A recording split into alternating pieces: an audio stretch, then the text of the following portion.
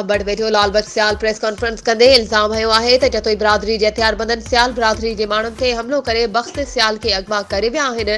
हथियारबंद 15 ढोर माल जा बि काहे विया आहिनि।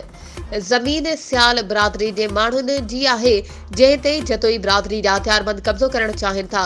झेड़े सबब ॿिन्ही धुरियुनि जा 3 ॼणा मारिजी चुका आहिनि। पुलिस झेड़े खे ख़त्म कराइण लाइ को बि किरदार अदा न करे रही आहे। एसएसपी खैरपुर राब्तो करण लाइ तयार नाहे। धुरियूं मोर्चाबंद आहिनि। वधीक खूनरेज़ी जो ख़तरो आहे। वधीक नुक़सान थी सघे थो। पुलिस झेड़े खे ख़त्म करण लाइ किरदार अदा नथी करे।